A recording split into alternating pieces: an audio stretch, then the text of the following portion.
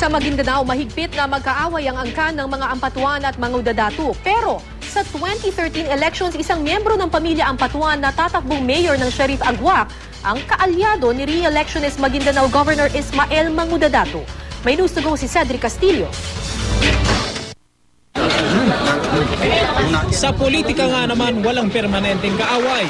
Magiging kapartido ni Governor Ismael Toto Mangudadatu sa Liberal Party ang isang miyembro ng pamilya Ampatuan, si Datu Sarip Ampatuan, tatakbong alkalde ng Sharif Agwak, Maguindanao. Si Datu Sarip ay kapatid sa awa ni dating Maguindanao Governor Andal Ampatuan Sr. Apo naman ni Andal Sr. si Anwar. Makakalaban ni Datu Sarip sa pagka-mayor ang asawa ng nakakulong ngayong si Anwar Ampatuan. Pinag-usapan natin ito tungkol sa politika. Tungkol naman sa dugo. Dugo ko naman sila. Hindi talagang may iwasan talaga ng dugo ko sila. Ayon kay Mangudadatu, patunay lang ito na hindi lahat ng mga Ampatuan ay katulad ng mga sangkot sa Maguindanao Massacre. Meron akong assemblyman doon, meron akong mayors doon, si Sarip Ampatuan, si Norodin Ampatuan ng Mama sa Pano. At marami silang supporters.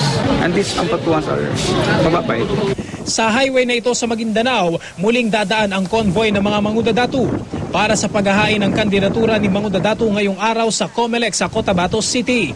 Ito ang mismong kalsada na dinaanan ng pamilya at ilang miyembro ng media bago ang malagim na Maguindanao Massacre noong 2009. Kaya hinigpitan na seguridad para iwasang maulit ang karahasan. Pero yun ang akin, hindi ko gagawing fanfare. No choppers, no... Wala naman lahat eh. Wala naman eh. Ay, ang security naman talagang nandyan eh. Kasabay ng mga Mangudadatu, ngayong araw din maghahain ng kandidatura sa pagka-alkalde ang mga Ampatuan sa tatlong bayan sa Maguindanao. Cedric Castillo, GMA News.